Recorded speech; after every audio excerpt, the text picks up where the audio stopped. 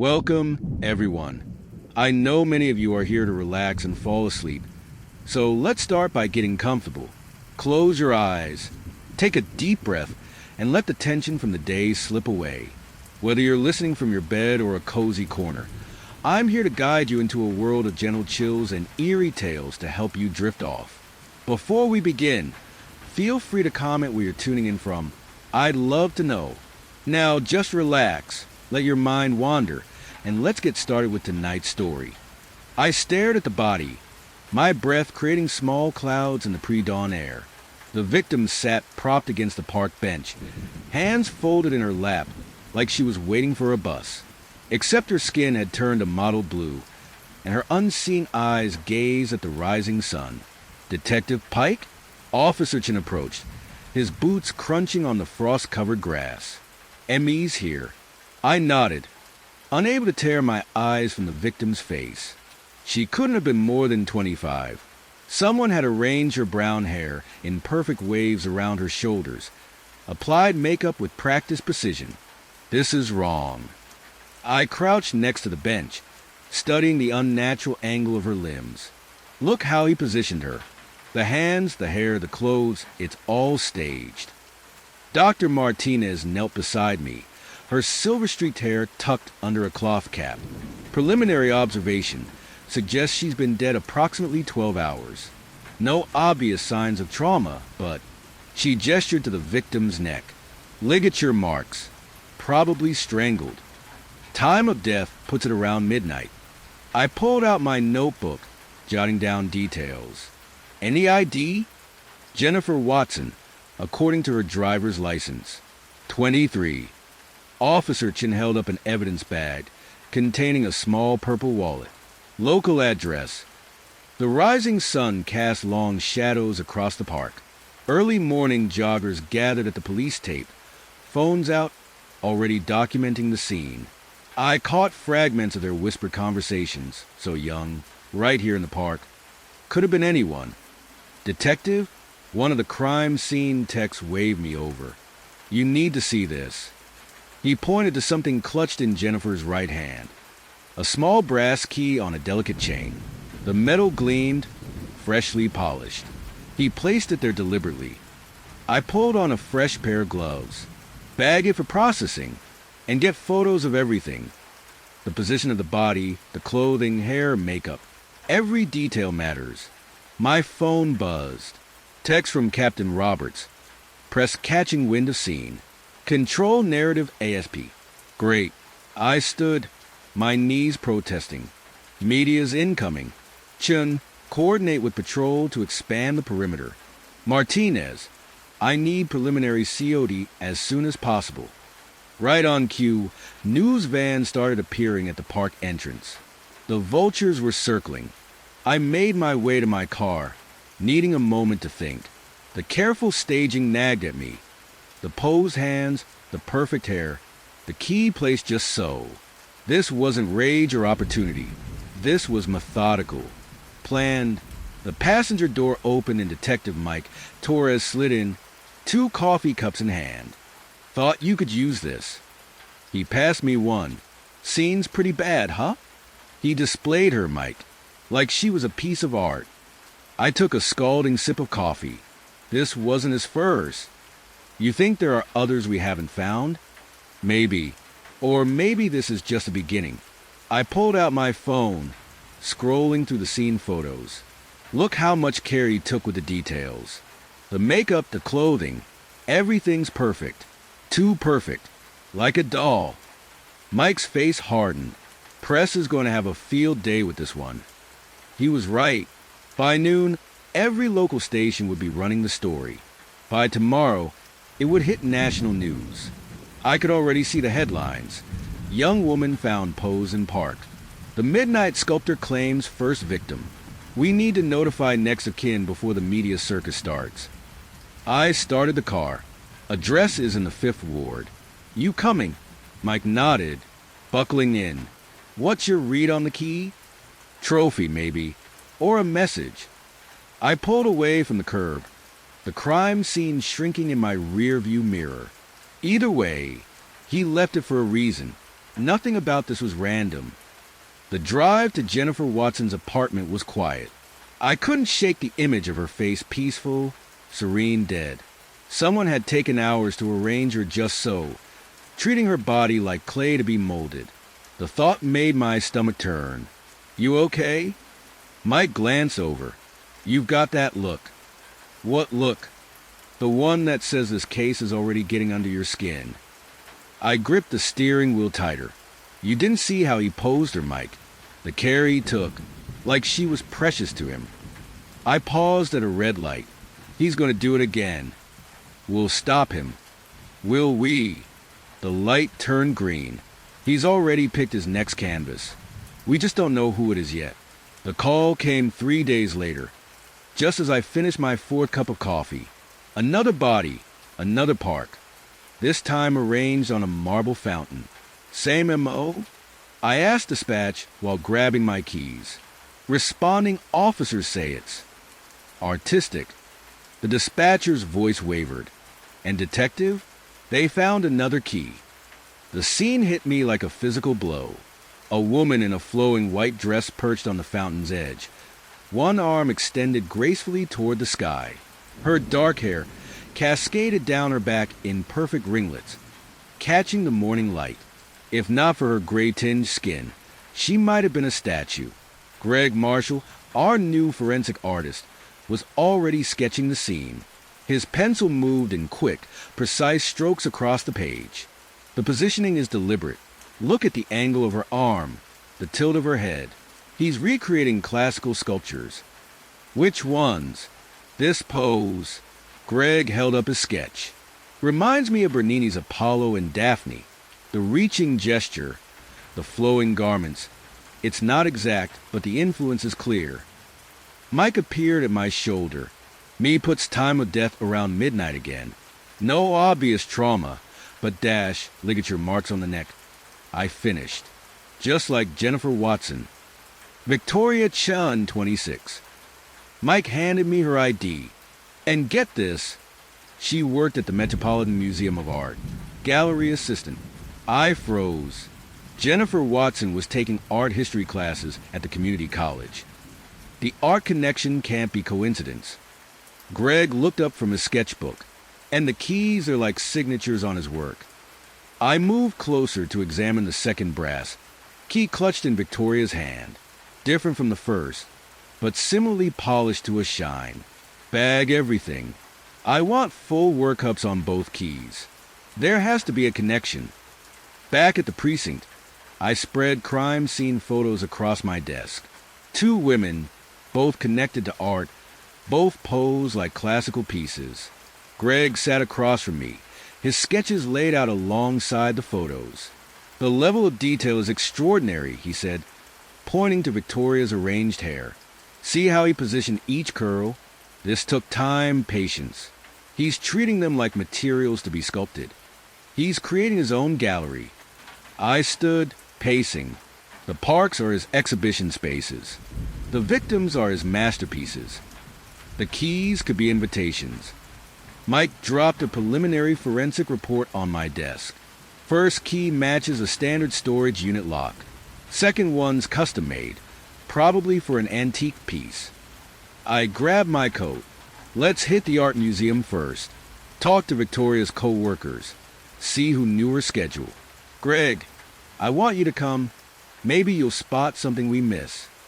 The Metropolitan's marble halls echoed with our footsteps. Victoria's supervisor, a thin man named Paul Whitaker, led us to her office. She was organizing the new classical sculpture exhibit. Paul gestured to a cluttered desk covered in catalogs and photographs. Stayed late most nights getting everything ready for next month's opening. Did she mention anyone following her? Any unusual encounters with visitors? No, but... Paul hesitated. Last week, she mentioned someone kept leaving critique cards about the current exhibits. Said they were intense, passionate about proper presentation of classical works. Greg was examining Victoria's bulletin board, covered in exhibit layouts and reference photos. These are all sculpture galleries. Bernini, Rodin, Michelangelo. She was immersed in classical works. Just like our killer. I turned back to Paul. We'll need those critique cards. Mike's phone buzzed. Lab's got a hit on Jennifer Watson's key. Storage facility on 12th Street. Greg, stay here. Go through Victoria's materials. See if anything connects to Jennifer or that storage facility. Mike, you're with me. The storage facility manager took one look at our badges and led us straight to the unit. Rented 6 months ago. Paid in cash. Guy was real particular about climate control. The key slid in smoothly. I drew my weapon before lifting the door. The space was empty except for a single pedestal in the center, spotlit by a battery-powered LED. On top sat a brass key identical to the one found with Victoria. He's playing with us. Mike bagged the key, leading us somewhere. No. I studied the pedestal's smooth surface. He's curating an experience. Each scene, each key, it's all part of his exhibition. My phone lit up with a text from Greg. Found something. Get back here. He was waiting in Victoria's office, surrounded by spread out papers. Look at these. He pointed to a series of exhibit photos, all local galleries showing classical-inspired works in the past year. 3 of them hired Jennifer Watson as a part-time docent. Cross-reference with Victoria's contacts. I leaned over his shoulder. Find out who moves between these galleries, who has access after hours. Already did. Greg held up a list. 6 names, all connected to classical art restoration or curation. The pieces were falling into place. Our killer wasn't just creating art. He was part of the scene, moving through it invisibly, learning his victims' routines, studying their connections to the classical works he revered. He's not done. I gathered the photos, the lists, the sketches. This is just the beginning of his collection. I jolted awake, sheets damp with sweat. The dream lingered, marble fingers reaching toward a starless sky, brass keys glinting in moonlight and blood. So much blood, but that wasn't right. Neither victim had shown signs of external bleeding. My phone displayed 3:47 a.m. Sleep wouldn't return now, so I headed to my kitchen and poured a glass of water. The dream fragments refused to fade. I'd seen something else. Rose petals scattered around Victoria Chen's feet. We hadn't released that detail to the press. The precinct buzzed with activity when I arrived. Greg hunched over his desk, surrounded by sketches and art books. You look worse than me, I said. Been studying his technique. Greg pushed a detailed drawing toward me. The way he positions them, it's not just copying classical works. He's improving on them, adding his own elements. The rose petals around Victoria's feet, they reference Botticelli's Primavera. My hand trembled, spilling coffee onto my sleeve. How did you know about the rose petals? They were in the crime scene photos. Greg frowned. You okay? You're pale. Fine, just dreams. I wiped my sleeve. What else have you found? Each pose tells a story. Jennifer Watson was arranged like a fallen angel, Victoria like a nymph transforming into a tree. He's not just killing them, he's giving them roles in his narrative. Mike burst into the office. 3rd victim found. Memorial Park. The scene was different this time. The woman lay on a bed of autumn leaves, carefully arranged in concentric circles, her arms crossed over her chest, clutching another brass key. She wore a crown of twisted copper wire. Sleeping Beauty, Greg whispered, but with his own dark interpretation. See how the copper oxidized. He planned that effect. I stepped closer, fighting back nausea. In my dream, I'd seen copper wire green with age. I'd seen leaves arranged in perfect circles. Detective, one of the techs called me over. Found this in her pocket. A small card, expensive paper stock, handwritten in flowing script. The gallery grows. Are you appreciating my work? Greg appeared at my shoulder. The handwriting matches those critique cards from the Metropolitan. Same paper, too. He's watching us. I pocketed the card, getting bolder. Back at my desk, I couldn't focus. The dreams felt too real, too detailed. Greg's voice pulled me back. Sarah, look at this pattern. He spread out photos from all 3 scenes, each pose more complex than the last. The first was simple, almost amateur. But now, the technical skill, the attention to detail, he's perfecting his method. Or showing off. I rub my temples. The media coverage is feeding his ego. It's more than that. Greg traced the progression in his sketches. He's building toward something. Each scene references classical myths about transformation, death, and rebirth. I watched him pore over the images, his fingers trailing across the victim's posed forms with something close to reverence, the same way he touched his own sketches. You admire his work. The words slipped out before I could stop them. Greg's head snapped up. I admire his technique. Understanding his artistic vision helps us predict his next move. Right. I stood, needing distance. Just remember they're victims, not art pieces. That night, the dream came again. This time, I stood in a vast gallery. Classical statues lined the walls, but their faces were wrong. Too familiar. Jennifer, Victoria, our latest victim, Lisa Monroe. Their marble forms reached toward me with pleading hands. At the end of the gallery stood an empty pedestal. A spotlight illuminated its surface, where a single brass key waited. I woke gasping, the gallery's cold silence clinging to my skin. My phone showed a dozen missed calls from Mike. Where have you been? He demanded when I called back. Another body dropped. And Sarah? This one's different. The victim posed on the steps of the public library looked peaceful, almost serene, unlike the others. Her eyes were open, staring at the dawn sky. No key this time, Mike said, because this isn't his work. The certainty in my voice surprised me. Look at the positioning, it's sloppy, unplanned. A copycat. Greg nodded, already sketching. The hands are wrong. No attention to classical form. And the clothes are just clothes, not styled or arranged. How can you be sure? Mike asked, because I hadn't dreamed about this one. The thought chilled me. I watched Greg work, his pencil moving with practiced strokes, capturing every detail of the posed body. His expression matched the intense focus I'd seen in my dreams. The same look I imagined on our killer's face as he arranged his art. Greg, I kept my voice casual.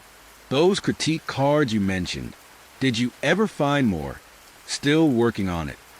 He didn't look up from his sketch. The museum's filing system is challenging. The media descended within hours. Midnight Sculptor Strikes Again screamed the headlines. Despite our insistence this was a copycat killing, I sat at my desk that evening, surrounded by crime scene photos and Greg's increasingly detailed sketches. Each drawing captured something the photos missed.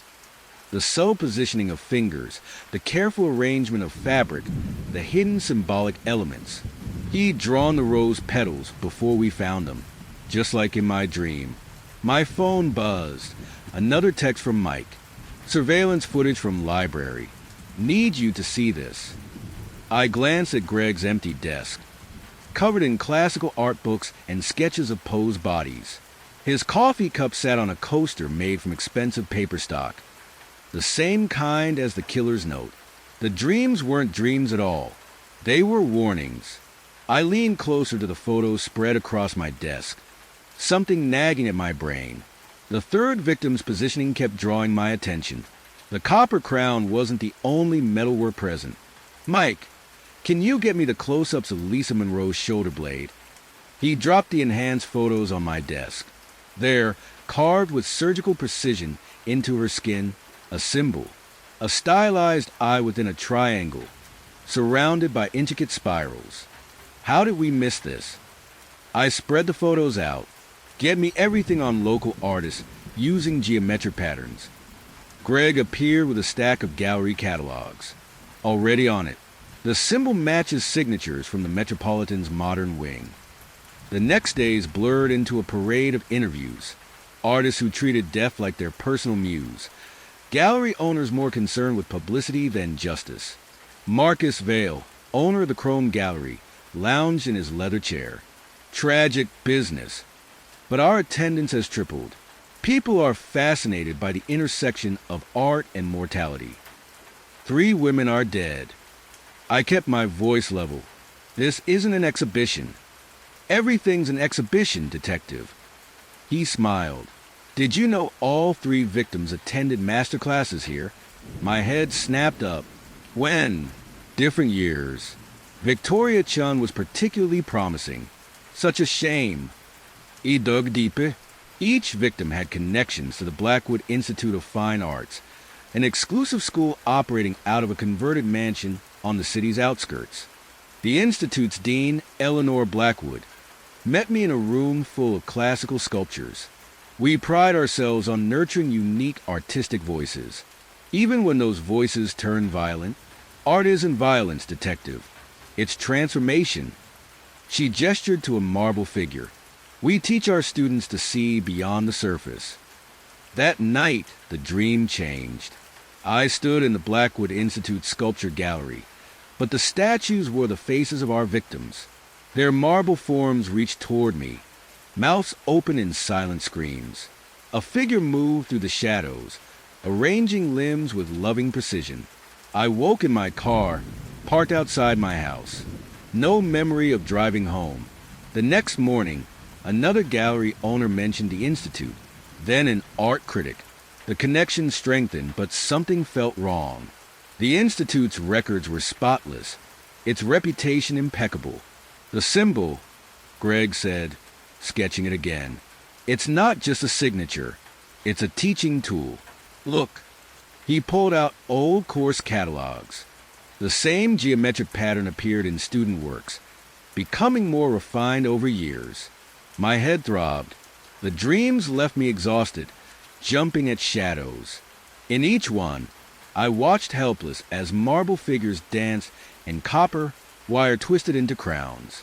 Sarah, Mike's voice pulled me back. You okay? Fine. I rubbed my temples. What did the background check on Blackwood show? Nothing suspicious. But get this, they're holding their annual student exhibition next week. All 3 victims had pieces displayed there in previous years. The pieces clicked together, but the picture they formed made my skin crawl. The Institute, the symbol, the classical poses twisted into modern horror. Each victim connected to that exclusive world of art and transformation. I woke that night in my kitchen, surrounded by sketches I didn't remember drawing. They showed marble figures and copper crowns, brass keys and rose petals. In the corner of each page, that same geometric eye, drawn with perfect precision. I spent the next week digging into the Blackwood Institute's history, the place used old money and influence, all mahogany panels and brass fixtures, but something darker lurked beneath the polished surface. The avant-garde program started 15 years ago, Mike said, dropping another file on my desk. They call it breaking boundaries in mixed media. Check out their course descriptions. I flipped through pages of artistic jargon, exploring the intersection of flesh and form, transcending traditional limitations of the human form, pushing the boundaries between life and art. These read like our killer's mission statement. The Institute's student galleries showcased their work. Glass cases displayed sculptures made from bone and wire, photographs of contorted bodies painted to look like marble, installations featuring preserved animals arranged in unnatural poses. A group of students huddled around a particularly disturbing piece, a human figure constructed from copper wire and animal bones. Their ringleader, tall and gaunt with ink-stained fingers, held court. The transformation of flesh is the ultimate artistic expression. His voice carried across the gallery. We're trapped in these meat prisons, but art can free us. Liam Cole, Greg whispered. He's been here longer than any other student. Some say he practically lives in the studios. I approached the group. Mr. Cole, Detective Pike, I'd like to ask you some questions. His smile didn't reach his eyes. About Victoria or Lisa, they never understood the true purpose of art, which is transcendence through transformation. He gestured to a sculpture. They were too afraid to push beyond conventional forms. The other students nodded, eyes bright with admiration. I recognized their expressions from cult documentaries. True believers hanging on their leaders' every word. Where were you the night Lisa Monroe died? Creating. He spread his ink-stained hands. Art doesn't follow normal hours, detective. But I didn't kill anyone. I transformed materials, not people. That night, I dreamed of Liam's studio. Wire twisted into crowns, bones arranged in spirals. I felt copper beneath my fingers, smooth and cold. The geometric I watched from every corner. I woke up clutching a piece of copper wire. My fingers were stained with ink. The next day, I interviewed more students. They spoke of Liam with reverence, describing late-night sessions where he taught advanced techniques to a select group. He sees things differently, one girl said, showing me her work, photographs of dead birds arranged in human poses. He taught us to look beyond surface beauty. Did Victoria Chin attend these sessions? Before she lost her nerve, the girl's lip curled. She wanted to go back to classical forms. Such a waste. I dug deeper into Liam's background. His early work featured the same poses we'd found at the crime scenes. But something felt off about him.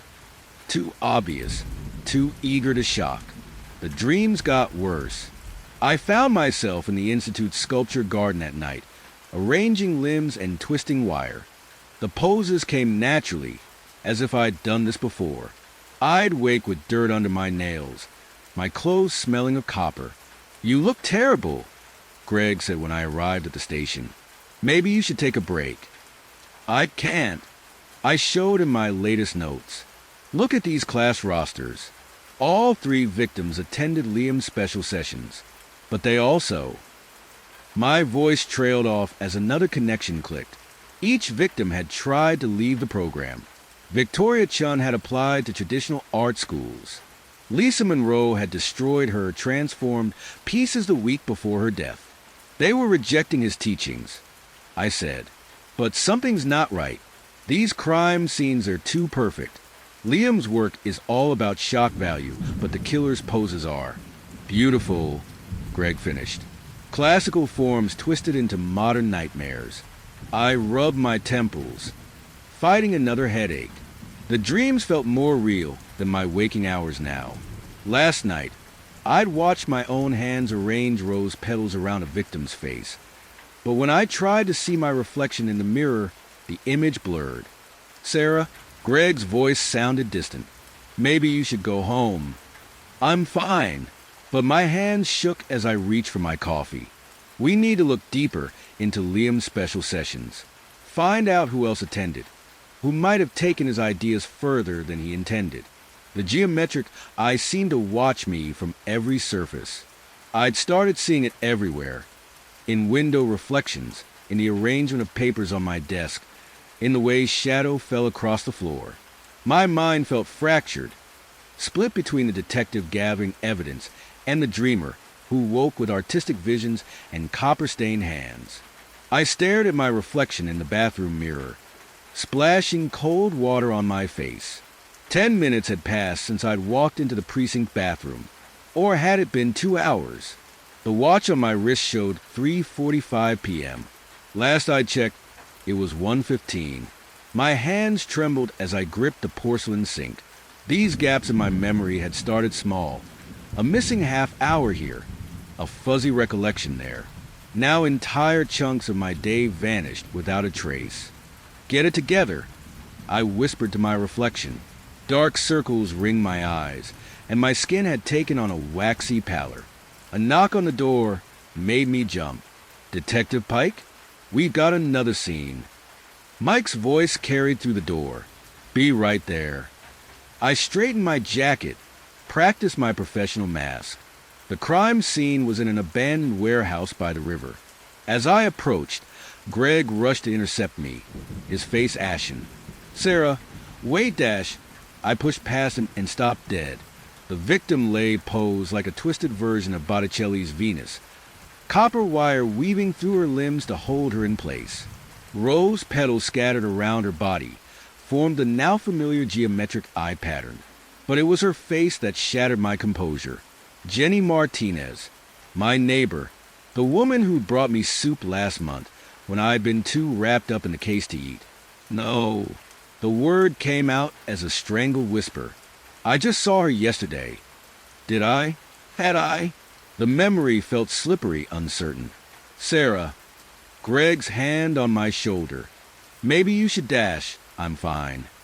I shrugged him off, forcing myself to approach the body. Time of death.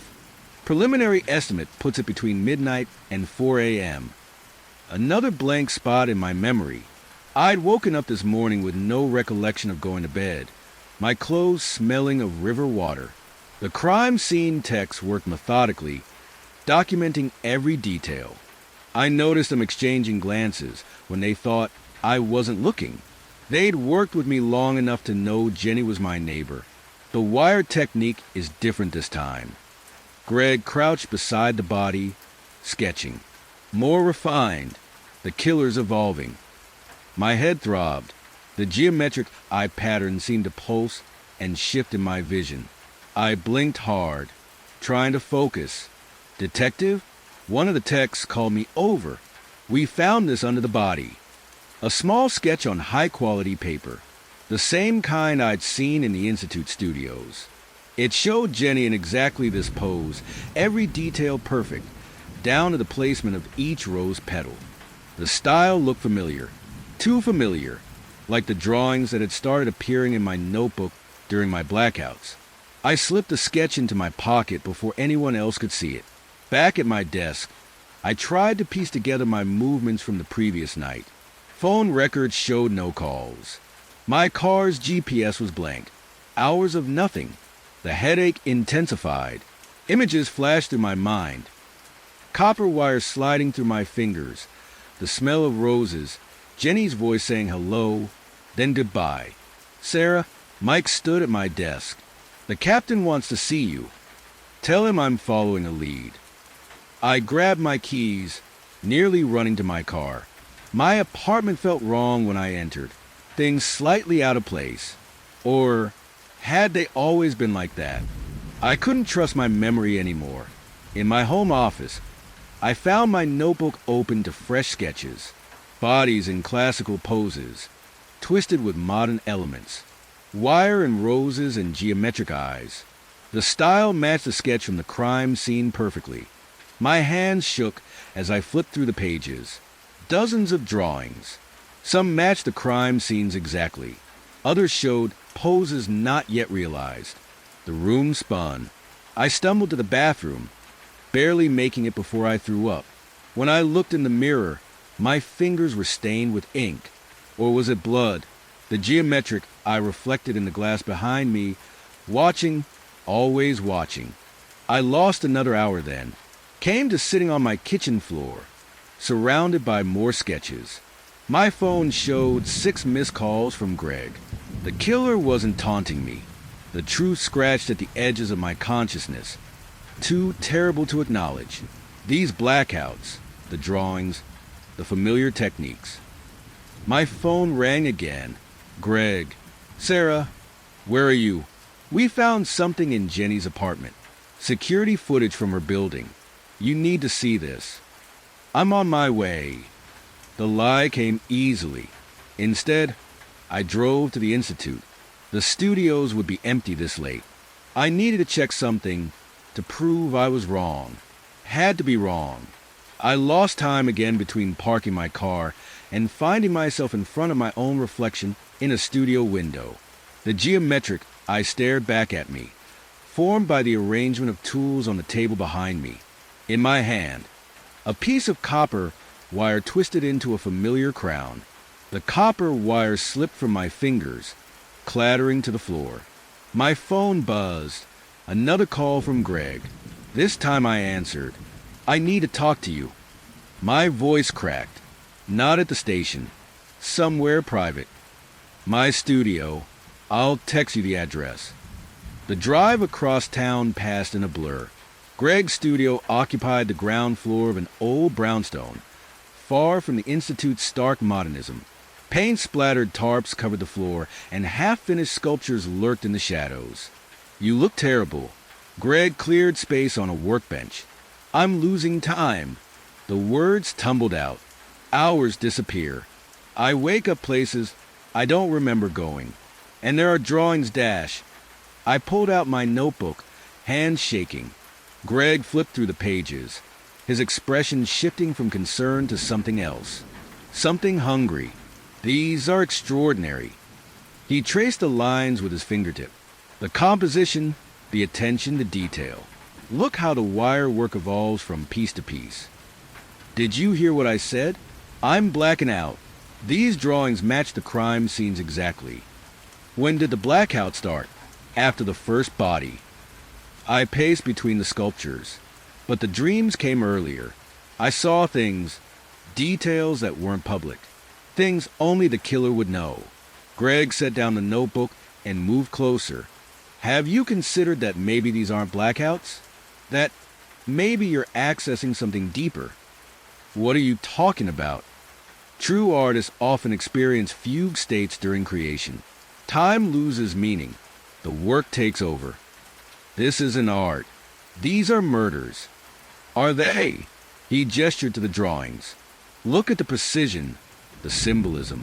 Each pose tells a story. The geometric eye watching over them all. It's a masterpiece in progress." My skin crawled at his words, at the reverence in his voice. "I need to go." I reached for my notebook, but he held it back. "Let me help you understand what's happening.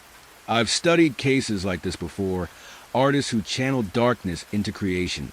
We could work through this together. Give me my notebook." He handed it over, but his fingers brushed mine deliberately. "I'll check on you tomorrow. We can talk more." Over the next few days, Greg appeared everywhere. Outside my apartment in the morning, at my favorite coffee shop, calling constantly with breakthroughs that required immediate discussion. I buried myself in research at the Institute's archives. Old yearbooks showed familiar faces, artists who'd gone missing or died under mysterious circumstances. Police reports mention artistic differences and creative disputes. One student's diary detailed paranoid rambling about geometric eyes watching from shadows. Greg found me there, of course. He leaned over my shoulder, too close. "Fascinating stuff, isn't it?" His breath tickled my ear. "The Institute breeds intensity. Pure artistic vision requires sacrifice." I slammed the yearbook shut. These were people, not sacrifices. "Of course." He smiled, but it didn't reach his eyes. "I'm worried about you, Sarah. You're not sleeping. Let me take you to dinner. We can talk properly." "I'm fine." "Are you?" He pulled out his phone, showed me security footage. This was taken outside Jenny's building the night she died. The grainy video showed someone entering at 2 a.m. The figure's face was hidden, but the walk, the build. That's not me. But uncertainty gnawed at my gut. "We should discuss this privately." Greg's hand settled on my shoulder, before anyone else sees it. I shrugged him off. "Stop following me. Stop calling. Just stop." But when I got home, he'd left messages on my phone, emails, texts about our shared artistic vision and embracing the darkness within. I deleted them all and double-checked my locks. In my bedroom mirror, the geometric I seemed to watch from the pattern of shadows on the wall. Or maybe I was finally losing my mind. My phone buzzed with another text from Greg. "You can't ignore what's happening. Let me help you become what you're meant to be." I turned off my phone and tried to sleep, but every shadow held watching eyes, and somewhere in the darkness, copper wire waited to be shaped into art. I couldn't shake the nagging feeling about Greg, his obsession with the case, his constant presence, The way he spoke about the murders like they were masterpieces. After another sleepless night, I made a decision. I parked a block from his studio and waited until he left for his morning coffee run. The back door's lock gave way easily. My hands remembered skills from my detective training. The studio looked different in daylight, shadows retreating to reveal Greg's workspace in stark detail. Past the main room, a heavy curtain concealed a door. My heart pounded as I pushed it open. The room beyond stole my breath. Life-size sculptures lined the walls, twisted forms caught in poses of agony and ecstasy. Copper wire wrapped their limbs, binding them in geometric patterns. In the center stood a figure that mirrored our first victim's pose exactly, down to the angle of the head, the placement of each finger. No, the word escaped in a whisper. Photos covered one wall, surveillance shots of the victims before their deaths. Notes detailed their routines, their habits, and there, pinned among them, pictures of me, outside my apartment, at crime scenes, sleeping on my couch, through my living room window. My phone rang, making me jump. Greg, finding anything interesting? His voice held an edge I'd never heard before. I hung up and ran. At home, I double-locked my doors and pulled the blinds. But when I caught my reflection in the bathroom mirror, my clothes were covered in white clay dust. My hands bore traces of copper wire marks. The room spun. I gripped the sink, trying to remember how I'd gotten home. The drive was a blank, just like the nights of the murders. Just like a knock at my door made me freeze. Sarah, Greg's voice drifted through. We need to talk about what you saw, about what you're becoming. I pressed my back against the wall, sliding down to sit on the cold tile floor. The clay dust fell from my clothes like snow, and I couldn't remember. My phone showed missed calls from the station. A new body had been found. The scene matched one of the sculptures in Greg's hidden room perfectly. But I'd been there first. Somehow, I knew I'd been there first. Greg knocked again. You can't hide from yourself forever, Sarah. Let me help you understand. I stared at my clay-covered hands and wondered which of us was really the monster. I sat in the briefing room, my colleagues' faces a blur as Captain Martinez played the security footage. The timestamp showed 2:47 a.m., right around when our latest victim was killed. A figure moved across the screen, features obscured by darkness, but the build, the walk. My stomach dropped. I knew that silhouette. I saw it every morning in my mirror. Detective Pike. Martinez paused the video. Care to explain why you were 3 blocks from our crime scene at the time of death? My mouth went dry. I don't remember being there. Whispers rippled through the room. Detective Thompson, my partner for 5 years, wouldn't meet my eyes. Hand over your badge and gun. Martinez's words hit like physical blows. You're not under arrest, but you will be under surveillance until we sort this out. Greg stepped forward. She's been helping me analyze the killer's methodology. We were working late that night. Were you? Martinez's gaze cut between us. Because our officers saw you at the bar across town at 2 a.m. The room spun. I fumbled with my badge, nearly dropping it as I placed it on the table. The weight of my service weapon felt wrong in my hands as I surrendered it. I'll drive you home. Greg touched my elbow. I jerked away. Don't touch me. But he was the only one who followed me out, the only one who still looked at me like I was human. At home, 2 patrol cars parked across the street, not even trying to be subtle. My phone buzzed. Dr. Eleanor Chun, my old therapist from when Dad died. I'd called her in desperation earlier. Come in tomorrow morning, she said. First appointment. I spent the night pacing, trying to piece together fragments of memory. Clay dust, copper wire, the smell of fresh paint, Greg's hidden room. But it all swirled together like watercolors in the rain. Dr. Chen's office hadn't changed. Same leather couch, same Zen garden on her desk. She listened as I spilled everything. The blackouts, the crime scenes, the security footage. Sarah, she leaned forward. Have you ever heard of dissociative identity disorder? Like multiple personalities?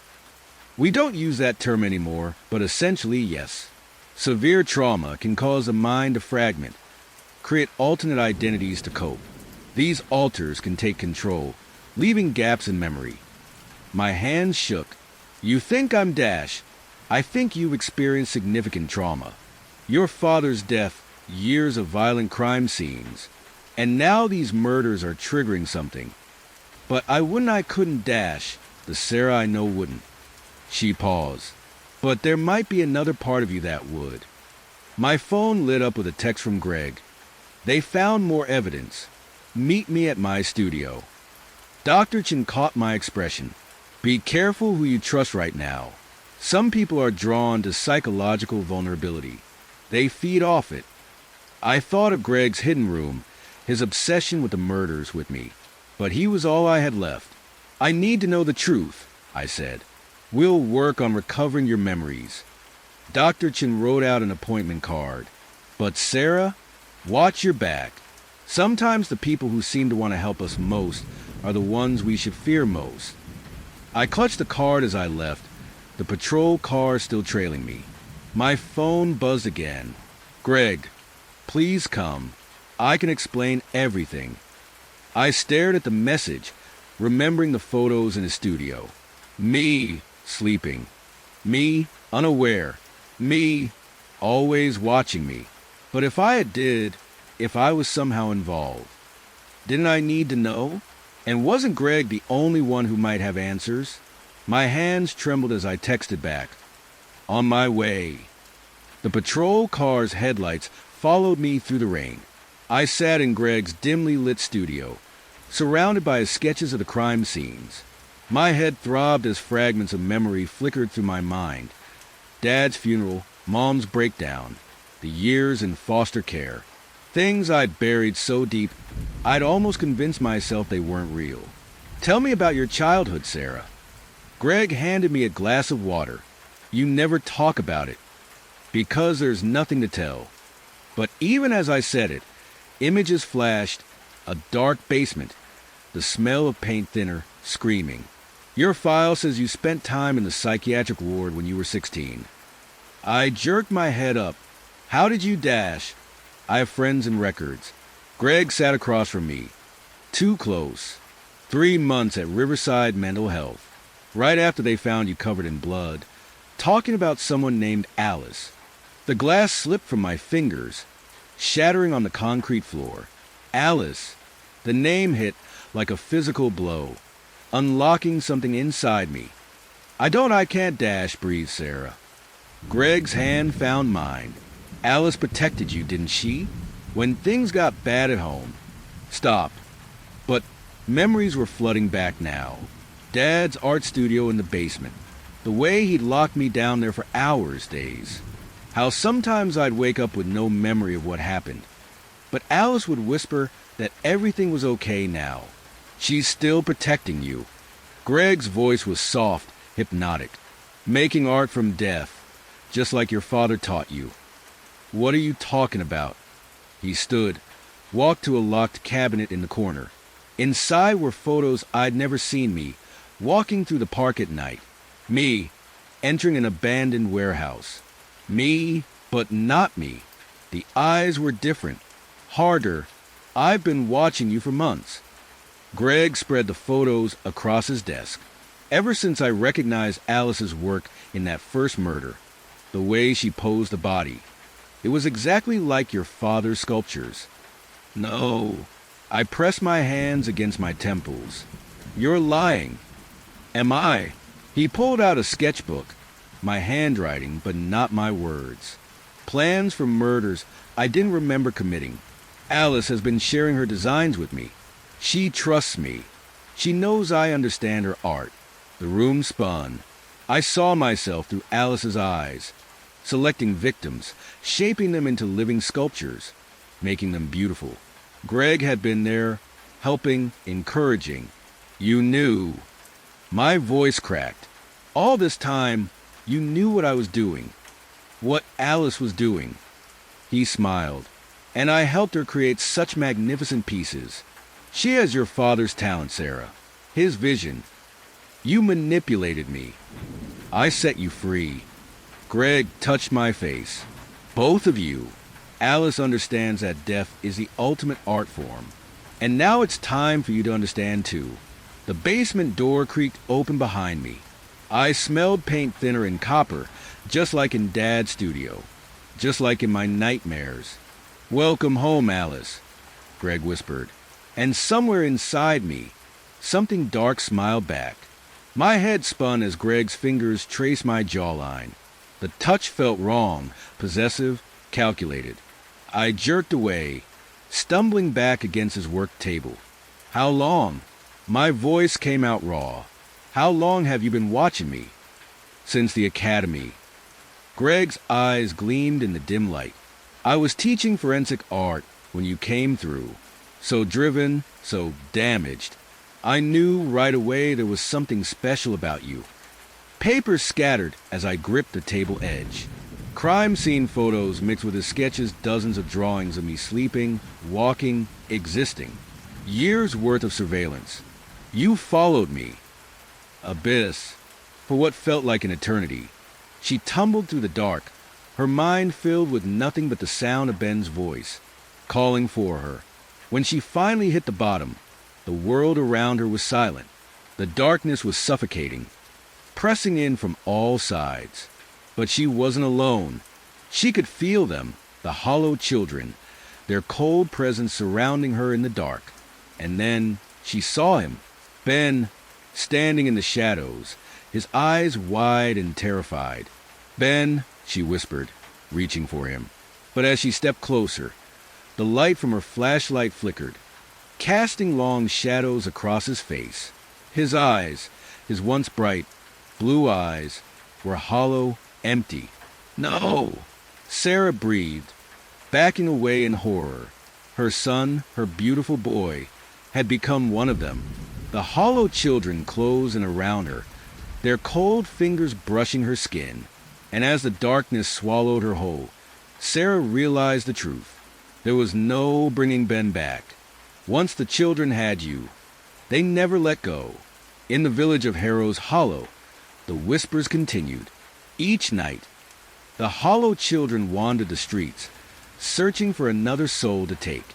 And each night, another mother would wake to find her child gone, replaced by one of the hollow-eyed strangers. Episode 9 Mark Grayson had always been drawn to the unusual. As an artist, he found beauty in the macabre, in the forgotten corners of life where most people dared not look. So when he came across the ancient Eerie portrait at a local auction, he was captivated immediately. The painting was of a man, seated in a grand chair, his expression blank yet unsettling. The background was dark, almost indistinguishable, save for the faint outlines of an old, decaying manor behind him. What caught Mark's attention most was the man's eyes, dark, hollow, almost lifeless. The auctioneer had mentioned the portrait was from the 18th century, belonging to a reclusive nobleman whose name had long since been lost to history. There had been rumors about the painting, of course, whispers that it was cursed, that its previous owners had all met tragic, mysterious ends. But to Mark, it was just a piece of art, a challenge to restore, a mystery to explore. He had spent most of his career painting dark subjects, trying to capture the human soul at its most fragile, and this portrait seemed to resonate with his work. He won the auction easily, the other bidders seemingly disinterested in the grim portrait, loading it into the back of his car. He couldn't help but admire the craftsmanship, the way the brushstrokes seemed to make the figure come alive, despite its eerie stillness. Mark imagined what it would be like to study the painting up close, to find its hidden secrets. That night, he hung the portrait in his studio. The room was dimly lit, the only light coming from the street lamp outside his window. He stood back, admiring the way the painting seemed to dominate the room. The figure in the portrait, whoever he had been, looked out with such intensity that Mark felt as though the eyes were following him as he moved about the room. "Strange," he muttered to himself. running a hand through his dark, messy hair. He turned away, deciding to make himself a cup of tea before settling down to sketch out some ideas for his next project. But something was gnawing at him. As he stirred his tea, he glanced back at the portrait from across the room. Was it his imagination, or had the figure shifted slightly? He walked over, squinting at the face. No, it looked the same as before. The same vacant expression, the same hollow eyes. Shaking his head, he turned off the light and went to bed. That night, Mark dreamed of the man in the portrait. In his dream, he stood in an unfamiliar room, its walls lined with rotting wood, the smell of decay heavy in the air. The man from the painting was there, seated in the same chair, but this time his face was contorted in agony. He reached out to Mark, his hand skeletal, his mouth opening in a silent scream. Mark woke with a start, drenched in cold sweat. He could still feel the man's bony fingers brushing against his skin. "Just a dream," he muttered, trying to shake off the lingering sense of dread. But when he went to his studio the next morning, his heart sank. The painting had changed. It was subtle, but undeniable. The man's expression was no longer vacant. His lips were curled into a faint smile, but it was twisted, sinister.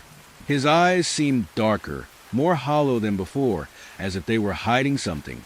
Mark blinked, his pulse quickening. He hadn't touched the painting since the night before. How could it have changed? He shook his head, telling himself it was a trick of the light. Perhaps his tired mind playing tricks on him after the unsettling dream. But no matter how much he tried to convince himself, he couldn't shake the feeling that something was terribly wrong. That day, he couldn't focus on his work. Every time he glanced at the portrait, it seemed different, subtle changes, like the way the shadows moved around the figure or how the background seemed to grow darker, as though night were creeping into the scene. He tried to paint, but his brush felt heavy in his hand, his mind clouded with images of the man's twisted smile. The next night, Mark decided to stay up late, watching the portrait. He sat in the corner of the studio, sipping coffee, his eyes fixed on the painting. Hours passed and nothing happened. The figure remained still, the room silent except for the occasional creak of the old house. Just as he was about to give up, he saw it, a flicker of movement. The man's hand, which had been resting on the armrest of the chair, twitched. Mark froze, his heart hammering in his chest. He leaned forward, unable to tear his eyes away. The man's head turned ever so slightly, his smile widening, and for the briefest moment, Mark thought he saw something behind the man, a shadow, creeping closer from the darkness of the painting's background. He blinked, and it was gone. But the fear that gripped him was real. Over the next few days, the changes in the portrait became more pronounced. The man's face grew more twisted, his eyes gleaming with a malevolent intelligence. The background of the painting had darkened almost completely, the decaying manner behind him now barely visible, as though it had been swallowed by shadow. But worse still were the other figures that began to appear, faint outlines of people, their faces contorted in terror, as though they were trapped within the canvas itself. Mark tried to tell himself it was impossible.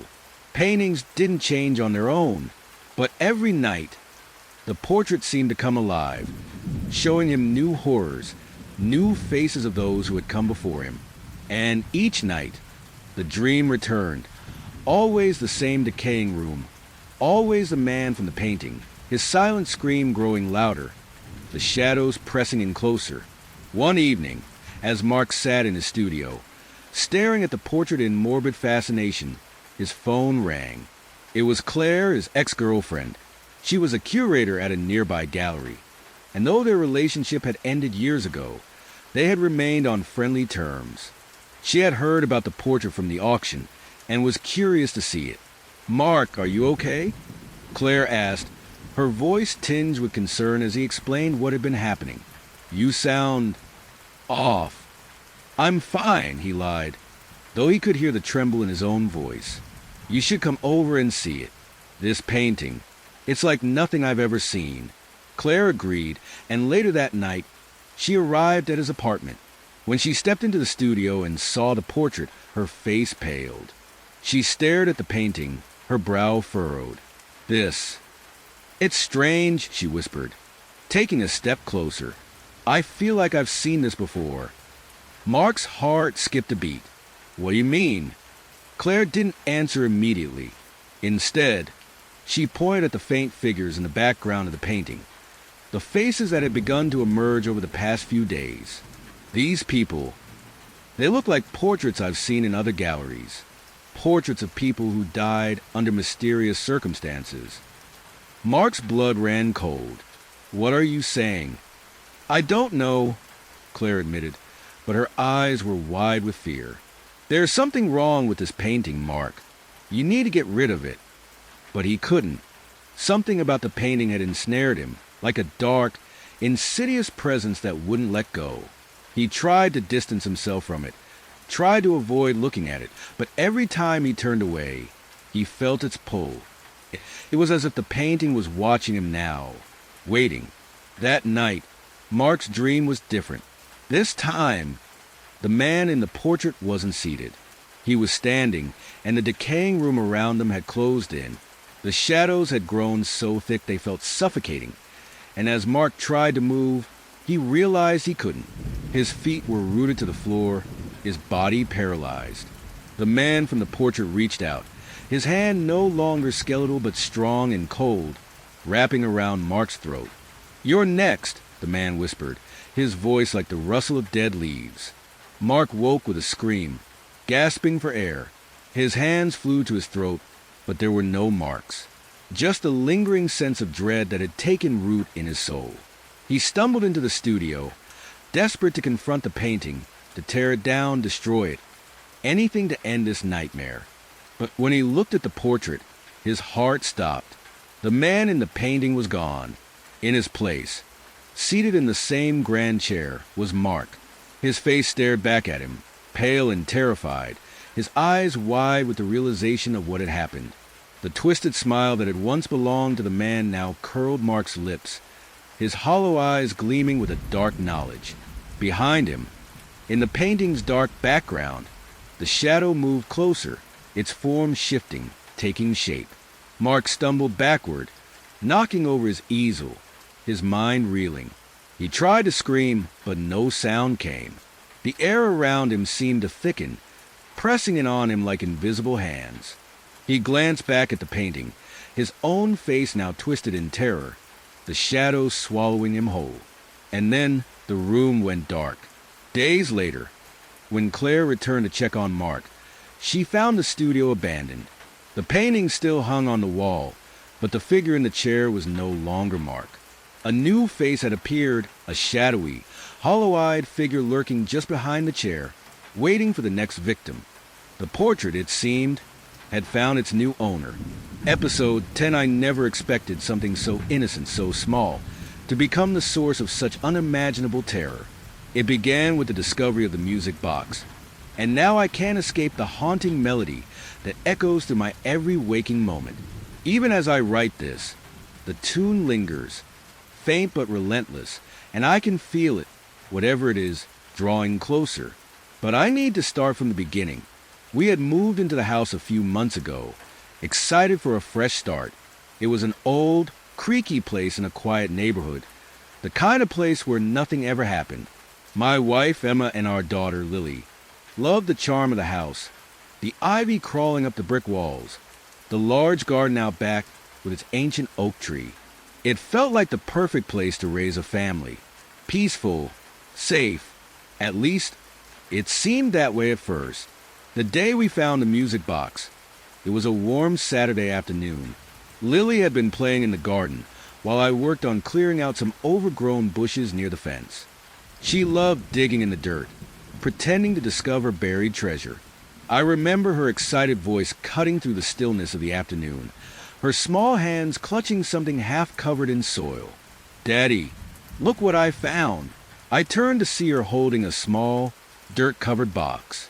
It was made of dark, weathered wood, the edges chipped and worn, as though it had been buried there for years.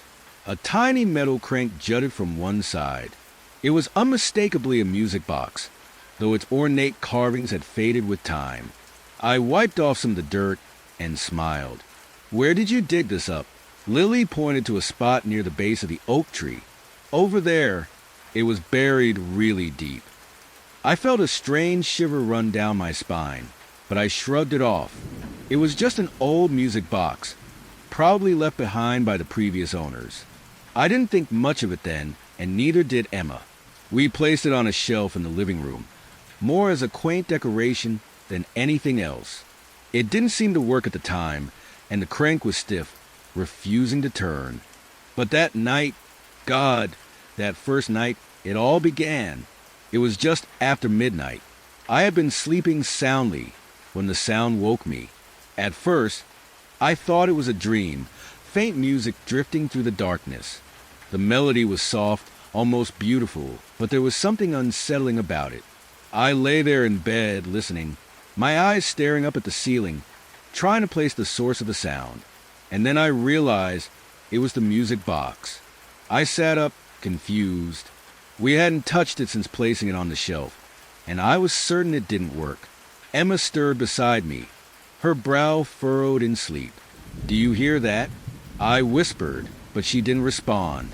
The music continued, growing slightly louder, its notes hanging in the air like a thick fog. Reluctantly, I climbed out of bed and padded down the hallway toward the living room. My heart was pounding in my chest, though I couldn't explain why. It was just a music box, after all. When I entered the living room, I saw it. The box was open, the lid raised, and the tiny metal crank was slowly turning on its own. I froze. For a moment, I considered the possibility that maybe I had somehow wounded it earlier, and it was just now playing its tune. But no, I hadn't touched it. The crank had been stuck. I was sure of it. I watched in eerie silence as the melody continued, an old, haunting tune that seemed to seep into the walls, the air, my very skin. I stood there, transfixed, as the music played on for what felt like hours. Finally, the crank stopped turning, the last note hanging in the air like a breath before silence returned. I slowly closed the lid, my hand trembling. Back in bed, I couldn't sleep. The melody played over and over in my head, and no matter how hard I tried, I couldn't shake the feeling that something was terribly wrong. But when I mentioned it to Emma the next morning, she brushed it off. "It's just a music box, James," she said, laughing lightly. "You probably just scared yourself for no reason." Maybe she was right. I wanted her to be right. But deep down, I knew there was something more. The next few nights, the music box remained silent, and I began to convince myself that it had been a one-time thing. But then, exactly 1 week later, at midnight, the music began again. This time, Emma heard it too. She woke me, her voice hushed and trembling. "James, it's happening again." We both sat up in bed, listening as the haunting tune drifted down the hallway, wrapping around us like a cold wind. I could hear the fear in her breath, see it in her wide, glassy eyes. Without a word, we both got out of bed and slowly made our way to the living room. The box was open once more, the crank turning by itself, the same haunting melody filling the air. "It's impossible," Emma whispered, her voice barely audible over the music. I didn't have an answer. We watched as the crank slowly came to a stop, the music fading into the silence of the room. Neither of us moved for a long time. After that night, the music became a nightly occurrence, always at midnight, always the same melody. At first, it only lasted a few minutes, but as the days passed, it grew louder, longer, more insistent. It was as though the box was trying to summon something, to call something forth from the dark. Lily started waking up in the middle of the night, her small voice trembling as she asked us about the music.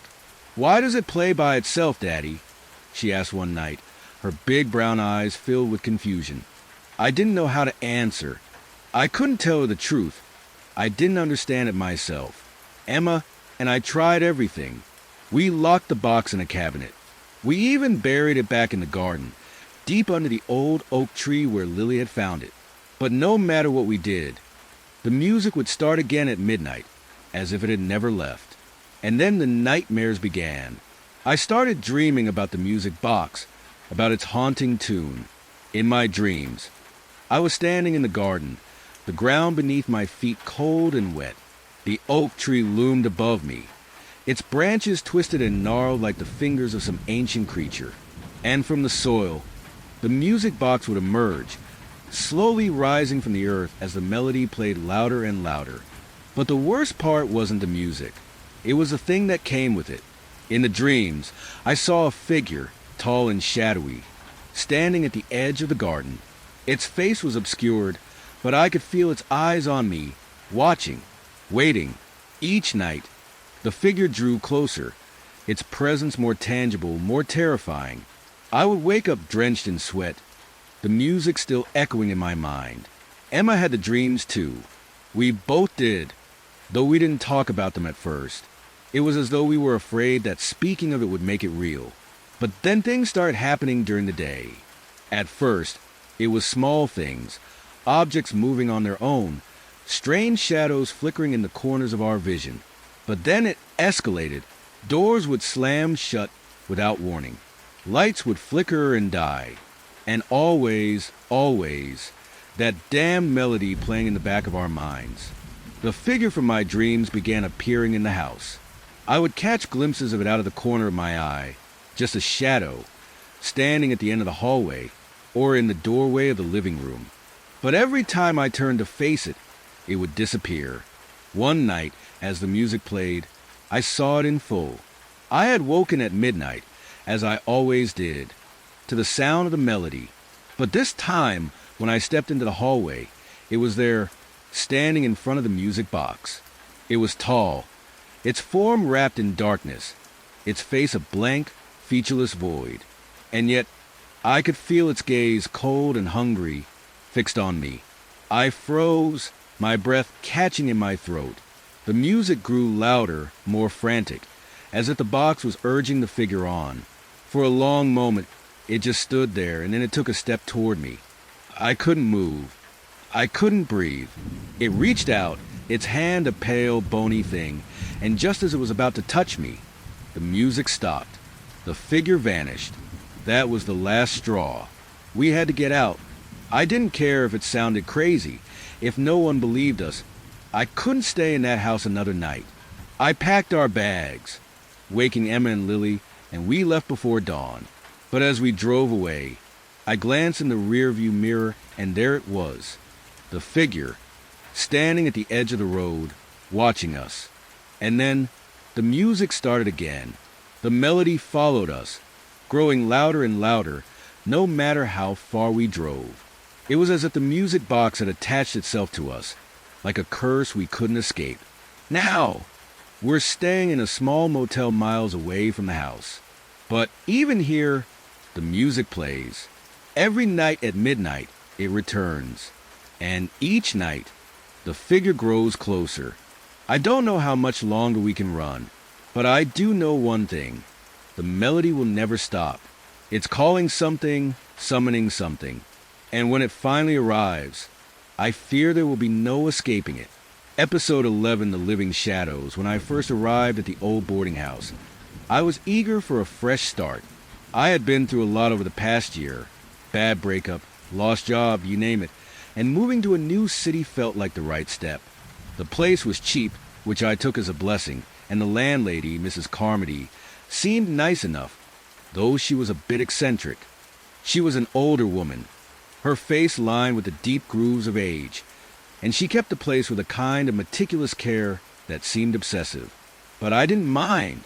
As long as the rent was affordable, I could deal with a quirky landlady. The house itself was a grand, Victorian-era building, a little worse for wear, but still beautiful. Its tall windows and high ceilings gave it an eerie kind of charm, and I could imagine it had seen better days, back when the city was alive with industry. Now, it stood on the outskirts of town, surrounded by overgrown trees and the quiet of a forgotten neighborhood. My room was on the second floor, down a long, creaky hallway with faded wallpaper. The room was cozy enough, with an old iron bed, a wooden dresser, and a large window that overlooked the neglected garden below. The walls were a bit bare, but I didn't mind. It was mine, at least for now. It was on my first night there that I noticed something strange. I had just finished unpacking and was lying in bed, the faint sounds of the house settling around me. It was quiet, almost too quiet, but I figured that was to be expected in a place this old. I switched off the bedside lamp, the room plunging into darkness, save for the dim light of the moon filtering through the curtains. As I lay there, I noticed the shadows. At first, they seemed normal, the kind you'd expect in any room at night. The shadows of the dresser, the bed frame, the window, all cast long and dark across the wooden floor. But there was something off. I couldn't quite place it at first, but as I stared into the darkness, I realized the shadows were moving. Not the way shadows move when you adjust a light or shift positions. These were moving on their own. I blinked, sitting up in bed, my heart beginning to race. The shadows on the floor stretched and shifted, twisting in ways that didn't make sense. They moved slowly, almost imperceptibly at first, but as I watched, they became more deliberate, as though they were alive. What the hell? I whispered under my breath. I reached for the lamp, my fingers trembling as I fumbled for the switch. The room flooded with light, and just like that, the shadows were gone. Everything was normal again. The dresser sat in its place, the bed frame solid and unmoving, the window still. I let out a shaky breath and laughed at myself. It was late. I was tired. I'd been stressed out for weeks and was probably just imagining things. That had to be it. I turned the light off again, pulling the blankets up to my chin, and forced myself to close my eyes. But sleep didn't come easily. My mind kept replaying the way those shadows had moved, as if they were watching me, waiting for something. The next morning, I pushed the thought of the shadows aside. It had been a long day of travel and unpacking.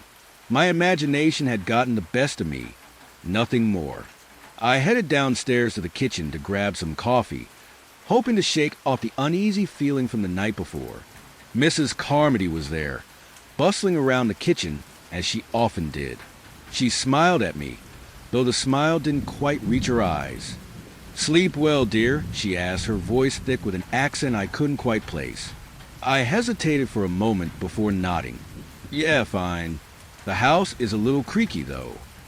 "Oh, that's just the house settling," she said, waving a hand dismissively. "It's been here for over 100 years, after all." I didn't mention the shadows. I wasn't even sure how to bring it up without sounding crazy. The rest of the day passed uneventfully. I spent my time exploring the nearby town, picking up a few things I needed for my room and trying to shake off the lingering sense of dread from the previous night.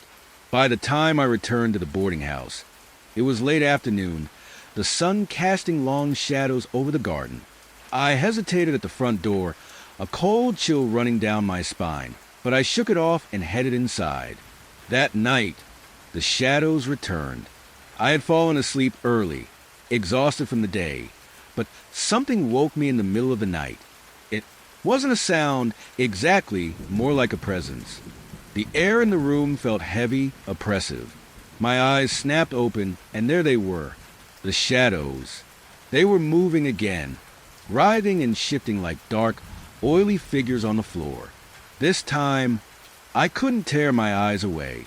The shadows grew bolder, creeping up the walls, their movements jerky and unnatural. My heart pounded in my chest as I watched, frozen in place. One shadow, larger than the rest, began to take shape, elongating, twisting into the vague outline of a figure. It was human, but not.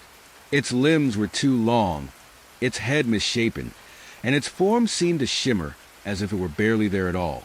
I wanted to scream, but my voice was trapped in my throat. I could only watch as the shadow figure slithered across the floor, inching closer and closer to my bed. With a surge of adrenaline, I reached for the lamp and flicked it on. The room was instantly bathed in light, and the shadows disappeared, retreating back to their normal places as though nothing had happened. I sat there, gasping for breath, my skin clammy with sweat. Something was wrong with this place. Terribly wrong. I couldn't stay here. I had to leave. The next day, I went to Mrs. Carmody, determined to tell her what I'd seen. I expected her to laugh, to brush it off as nonsense, but when I mentioned the shadows, her expression darkened. The warmth that had once been in her eyes was gone, replaced by something cold and calculating. "You've seen them, then," she said quietly, her voice devoid of emotion. I stared at her, confused. What do you mean?" Mrs. Carmody sighed and motioned for me to sit down. "You're not the first, you know. The shadows. They've been here as long as the house has. Longer, maybe. They take people, draw them into their darkness." My blood turned to ice. "What are you talking about?" She glanced around the room, as if the shadows might be listening, and lowered her voice. "People go missing here. It's happened for years, decades even.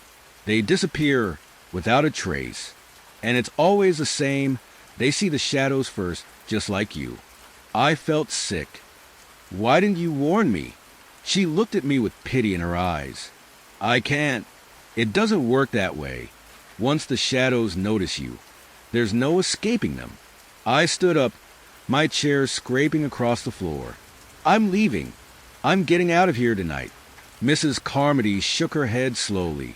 "It's too late. They've already marked you." I didn't wait to hear more. I grabbed my things and rushed back to my room, packing as quickly as I could. I didn't care about the rent I'd paid or the belongings I might leave behind.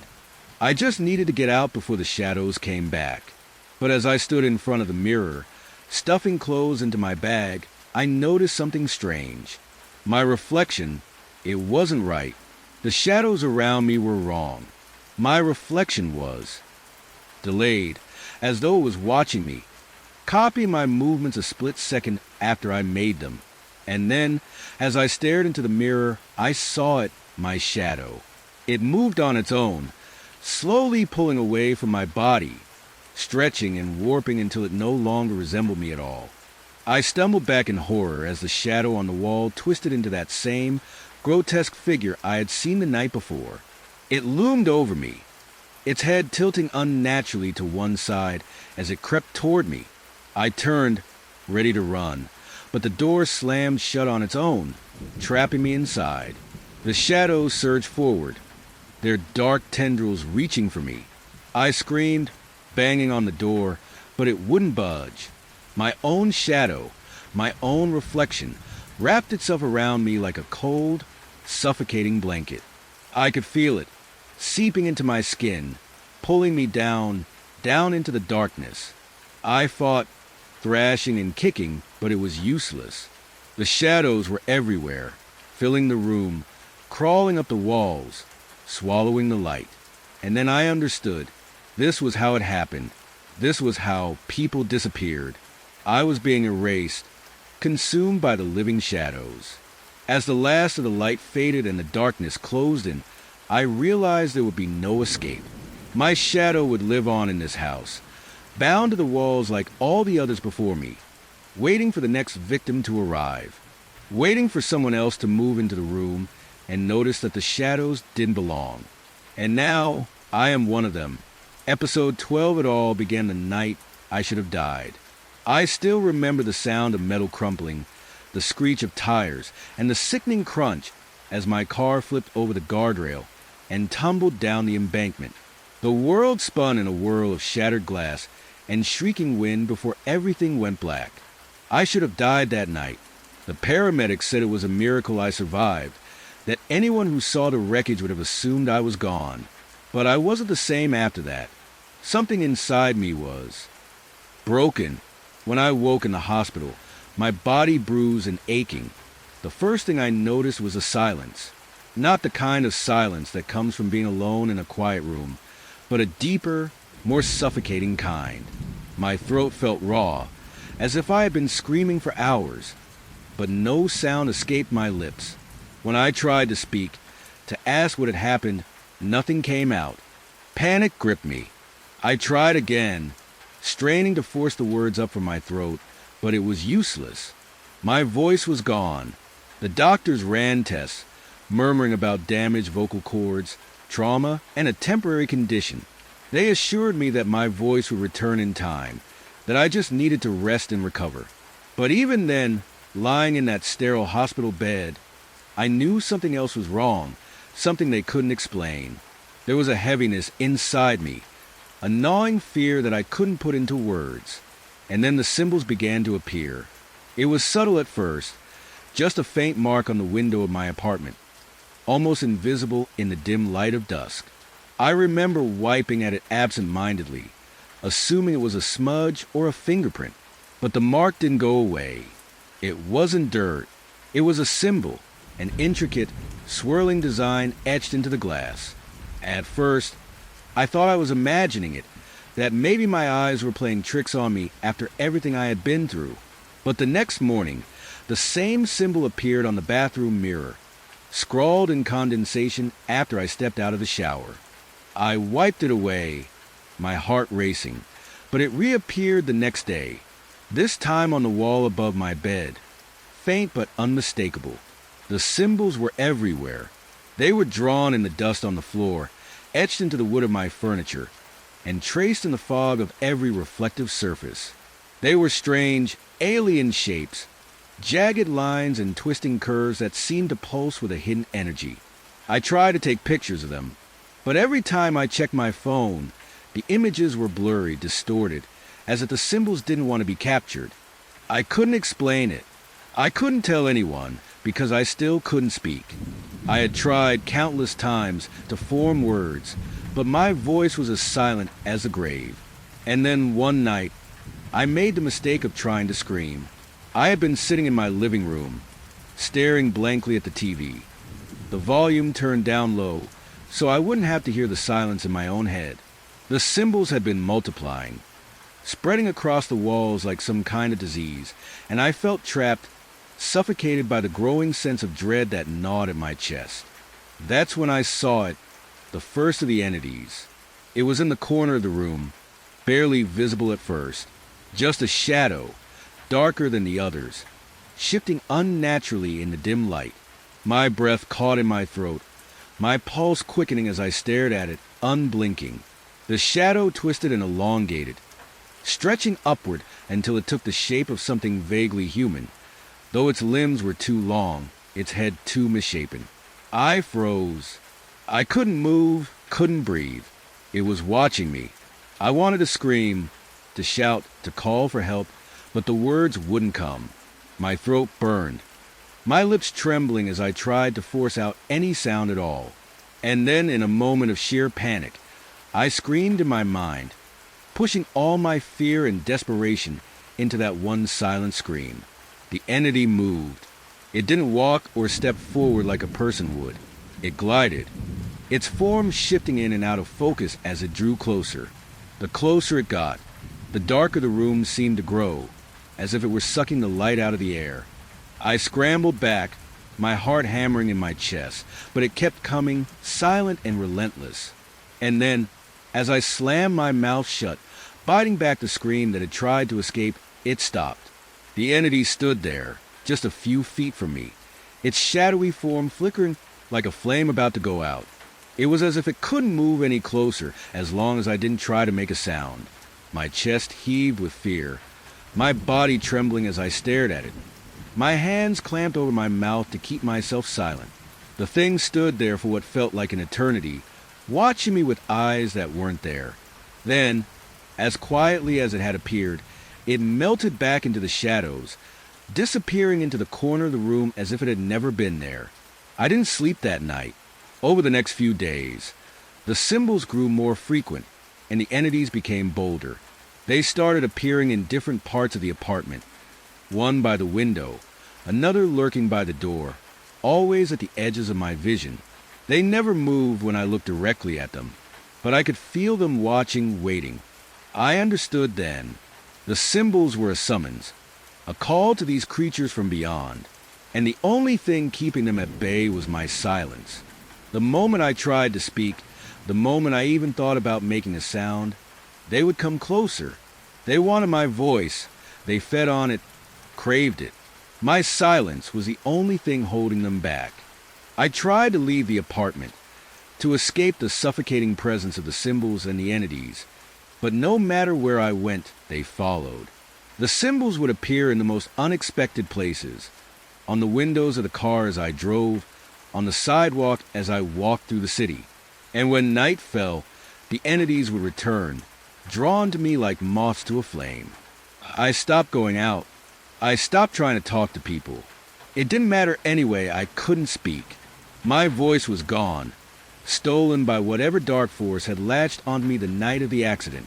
The silence became my constant companion, the only thing standing between me and whatever waited in the shadows. But I couldn't stay silent forever. I was only human, after all. The need to scream, to cry out in fear and frustration, gnawed at me every second of the day. My throat ached with the weight of words unspoken, my chest tight with the pressure of emotions I couldn't express. One night, when the symbols covered every inch of the walls and the entities crowded around the edges of the room, I made a mistake. I had been trying to hold it in for so long, weeks, maybe months of silence, but it was too much. My mind cracked under the weight of it all, and a single, broken sob escaped my lips. The moment the sound left my mouth, they moved. The entities surged forward, their shadowy forms converging on me from all sides. I stumbled back, clamping my hands over my mouth, but it was too late. They were coming for me now, faster and more determined than ever before. I ran, crashing into furniture as I tried to escape the creatures that were closing in. I could feel them at my back, the coldness of their presence like a knife against my skin. I wanted to scream again, to cry out for help, but I knew that would only bring them closer, that my voice would be the end of me. I locked myself in the bathroom, the door slamming shut behind me, and collapsed against the floor. The symbols were there, too, etched into the tiles, smeared on the mirror, glowing faintly in the dim light. I pressed my hands over my mouth, squeezing my eyes shut as I listened to the creatures outside the door. They whispered to me, faint, unintelligible murmurs that slipped through the cracks like smoke, filling my mind with thoughts that weren't my own. They told me to scream, to open my mouth and let them in. But I couldn't. I wouldn't. For hours, I sat there in the silence, waiting, my breath shallow and ragged. The entities scratched at the walls, pressed against the door, but as long as I didn't make a sound, they couldn't reach me. Not yet. Now, as I sit here, writing this, I know my time is running out. The symbols are everywhere, on the walls, the floors, even my skin. I can feel the entities watching me, waiting for the moment I slip, the moment I make a sound. They're closer now, closer than ever before. I can't stay silent much longer. My throat aches, my mind fraying at the edges. I want to scream, to shout, to beg for someone to save me, but I know that's what they want. They're hungry for my voice. And when I finally give in, when I finally scream, they will take me. Episode 13, when I first inherited the farm. It seemed like a gift, an opportunity for a fresh start. After my mother passed, the paperwork came through quickly, naming me the sole owner of a small, remote farm in a place I'd never even heard of. Her side of the family had always been shrouded in mystery, and I figured this was part of the inheritance she had never spoken about.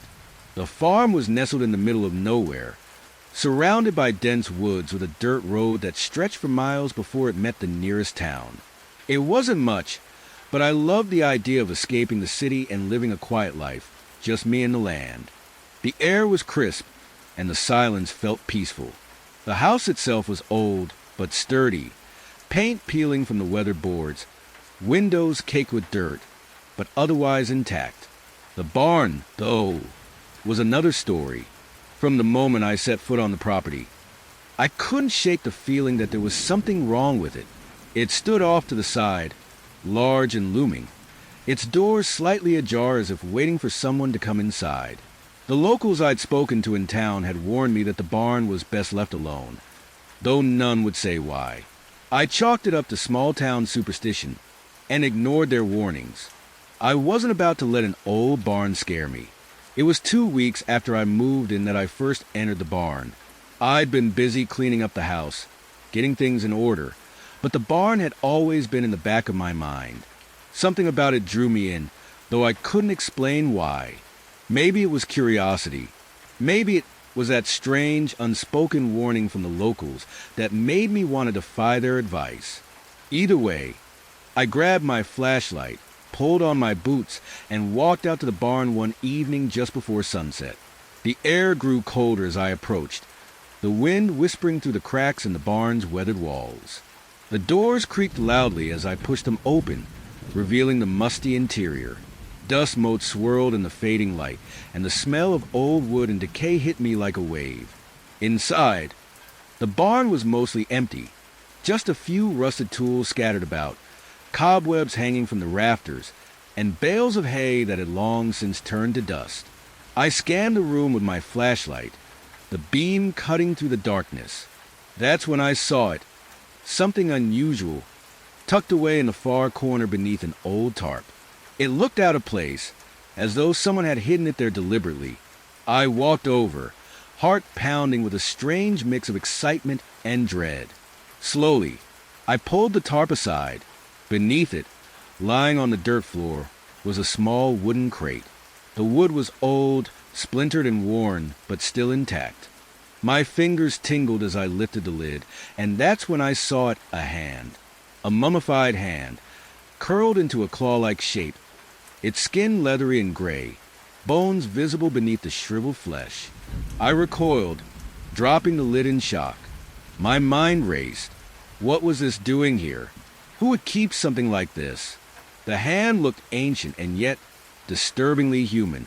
I tried to convince myself that it had to be some sort of grotesque artifact or prank, but deep down, I knew there was something more to it. That night, I couldn't sleep. The image of the hand haunted me, its clawed fingers etched into my mind. I kept hearing the locals' words echoing in my head. Best left alone. What had they meant? What were they trying to warn me about? The next morning, I went into town, determined to get answers.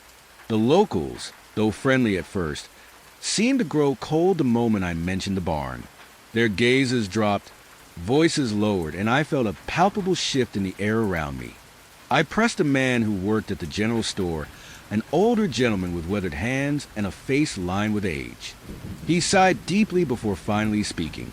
"You shouldn't have gone into that barn," he muttered, eyes darting around as though he was afraid someone might overhear. "Why, what's the story?" I asked, my voice edged with frustration. He glanced at me, his face grim. "The hand. It's cursed." I blinked, taken aback. "Curse?" He nodded. "There's an old legend around these parts about a man who lived on that farm centuries ago. A cruel man. He wronged many people, and when he died, those he wronged cursed him. They say that part of him, just his hand, was mummified and hidden away, bound by dark magic to seek revenge on anyone who disturbs it." I laughed nervously. "That's ridiculous. It's just a piece of history, right? Some kind of relic." His eyes were cold, unblinking. "It's not a relic. It's a warning. And now that you've found it, it'll be coming for you." I wanted to dismiss his words as superstitious nonsense, but there was something in his tone, something in his eyes, that unsettled me. I thanked him and left the store, but his words lingered, gnawing at my mind. I had already disturbed the hand. Was it really possible that something so ancient could hold such power? That night, I heard the first sound. It was faint, a soft rustling coming from outside my window. At first, I thought it was just the wind. After all, the farm was old, and the trees around it often swayed and creaked in the night. But as I lay there in the dark, straining to listen, I realized the sound was different. It was closer. I got out of bed, my heart pounding in my chest. Grabbing a flashlight, I crept toward the window and peered out into the night. The barn stood silhouetted against the moonlight, its old doors swaying slightly in the breeze. But then I saw it, movement. Something was crawling out from beneath the barn doors, a shape slithering through the grass. At first, I couldn't make out what it was, but as the flashlight's beam caught it, I froze in terror. It was a hand. It moved slowly, its fingers digging into the earth as it dragged itself forward. I couldn't breathe, couldn't move. The man from the general store was right. It was coming for me. I backed away from the window, my mind racing. What could I do? How do you stop something like that? I locked the doors, closed the windows, and sat huddled in the living room, hoping against hope that it wouldn't be able to reach me. But the sounds continued, the scraping of fingers against the walls, the soft thud as the hand tapped against the windows, testing for any way inside. It moved with an eerie intelligence, as though it knew I was trapped inside, waiting for me to make a mistake.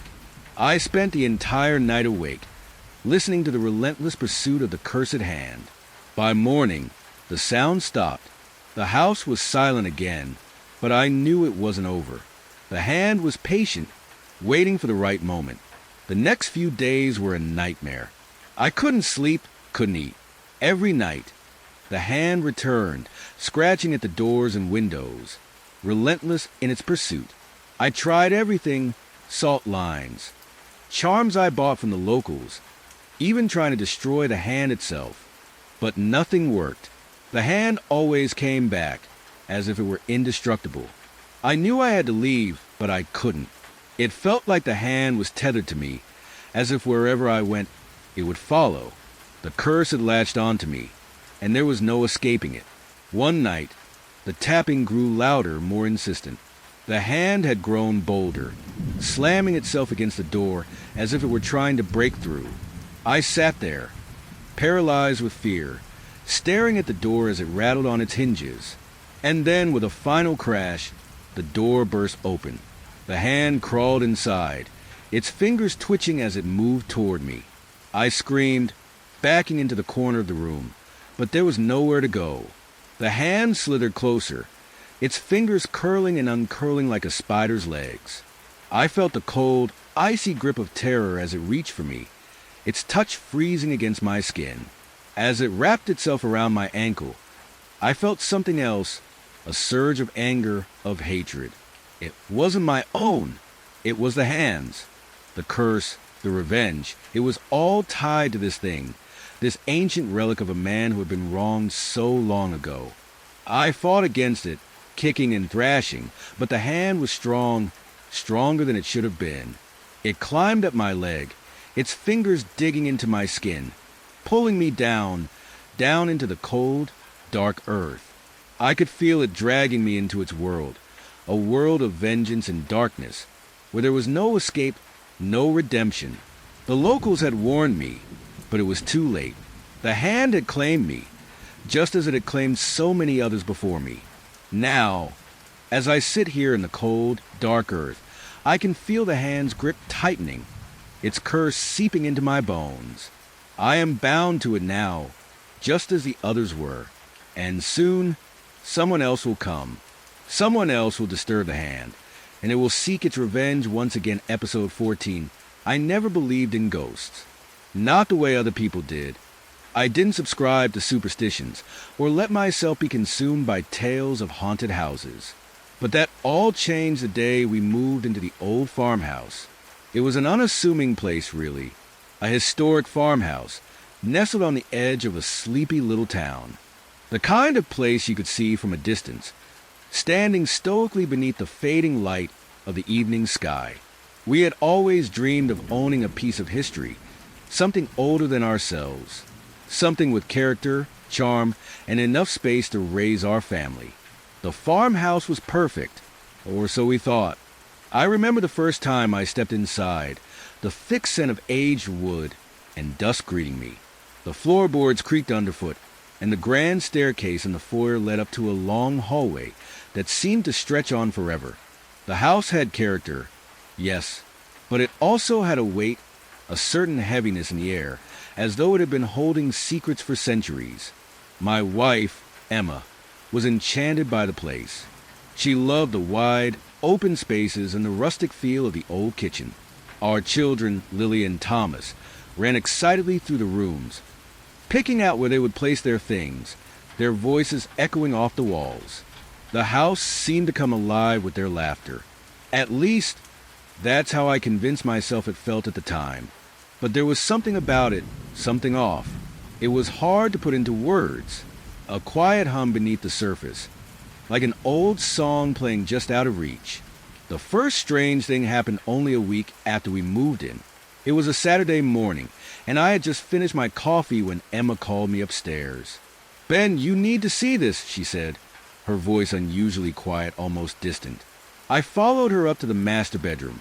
She was standing near the closet, staring at the floorboards with a look of confusion. The hardwood was worn, scuffed from years of use, but there was something about it now that unsettled me. "What is it?" I asked. Emma didn't answer at first. Instead, she knelt down and ran her fingers along the floor. I stepped closer, my eyes narrowing. The patterns etched into the wood were subtle at first glance, but once I saw them, I couldn't unsee them. There were deep, almost ritualistic symbols carved into the grain of the boards, lines and circles that twisted into shapes I couldn't recognize. Some of them looked like ancient runes, others like crude depictions of human figures, their arms outstretched as though beckoning something from beyond. "What the hell is this?" I whispered, my heart skipping a beat. "I don't know," Emma replied, her voice strained. "I thought it was just the wood aging. But this doesn't look like age. It looks deliberate." We tried to dismiss it. It was easy to rationalize. The house was old, after all. Perhaps the original owners had created these patterns as part of the floor's design. But something in my gut told me it wasn't that simple. As the days passed, the unsettling feeling in the house only deepened. I started noticing other strange things. Doors that would swing open on their own, a cold breeze that would rush through the halls despite the windows being shut, and the soft sounds of footsteps following me when I was alone. It didn't matter how many times I checked. No one was there. But the worst part was the dreams. Every night, without fail, I would wake up in a cold sweat, the sound of chanting echoing in my mind. Figures would appear in my dreams, their faces hidden in shadow, their hands raised as if calling something from the darkness. The chanting would grow louder, reverberating through my skull until I thought my head might split in two. I wasn't the only one experiencing it. Emma had started having nightmares too. She would wake up in the middle of the night, gasping for air, her body trembling with fear. She claimed to see figures standing at the foot of our bed, just out of the corner of her eye. But when she turned, there was nothing there. Lily and Thomas seemed oblivious at first, running around the house with wide eyes and innocent grins. But that changed one evening. I came home from work to find them sitting together in the living room, staring at the wall. They were silent, as though they had forgotten how to speak. "What's wrong?" I asked, kneeling in front of them. Lily looked up at me, her eyes wide with terror. "Daddy, there's someone in the walls." I laughed it off at first. "There's no one in the walls, honey. It's just an old house." But she shook her head, her lip trembling. "No, Daddy, they're watching us. They want us to leave."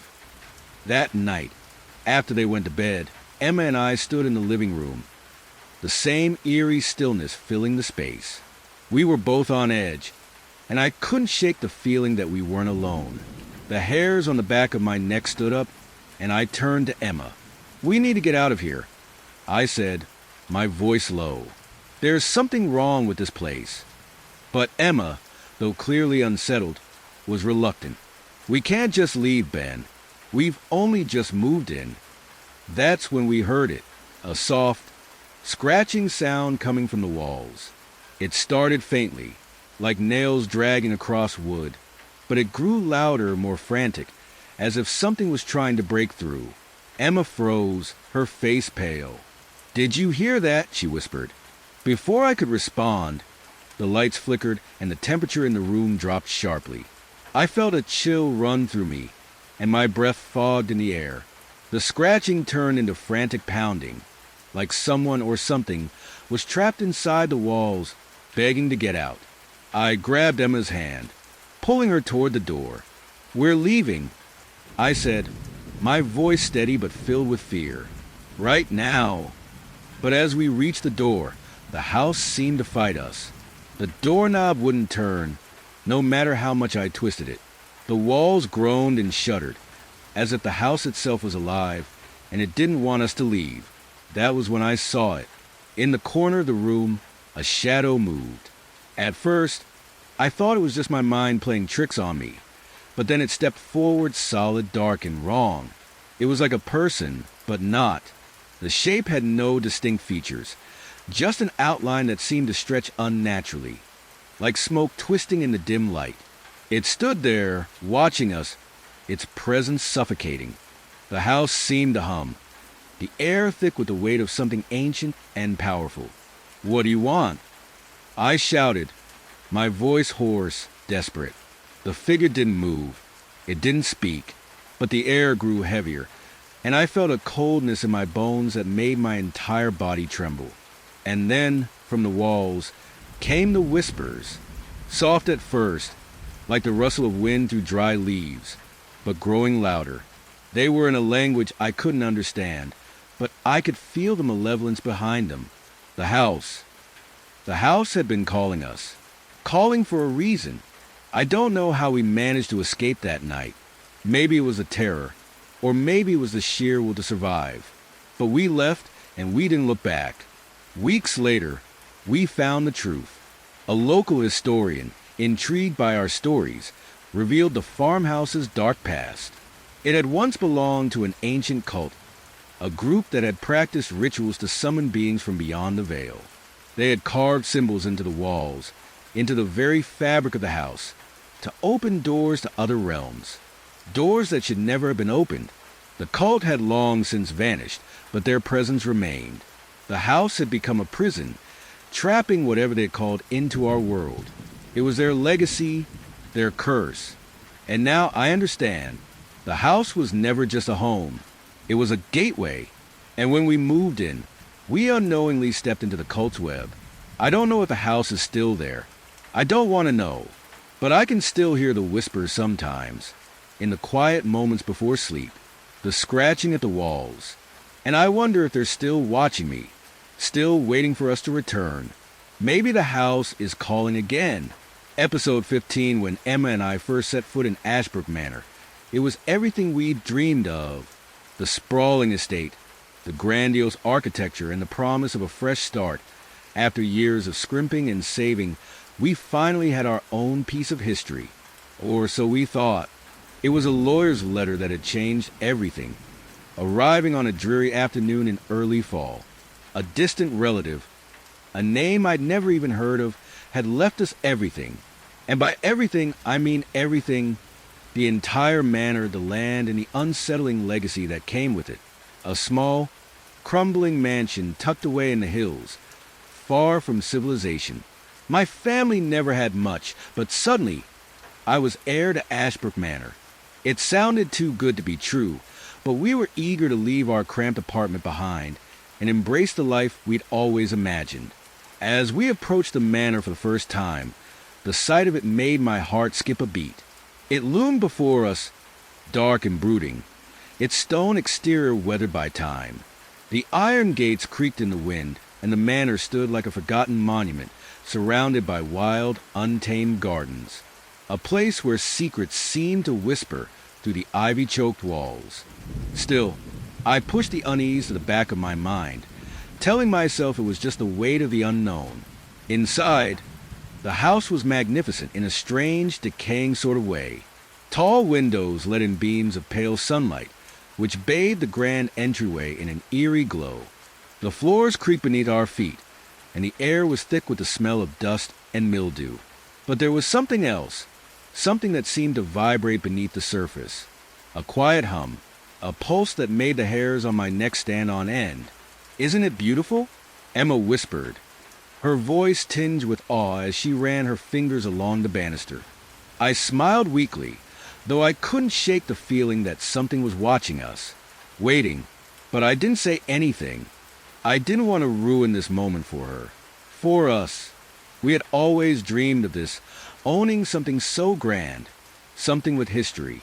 But history, I would soon learn, often comes with a price. The first few nights were peaceful enough, or at least I tried to convince myself of that. We spent hours exploring the manor, uncovering dusty antiques, old portraits, and forgotten relics of the past.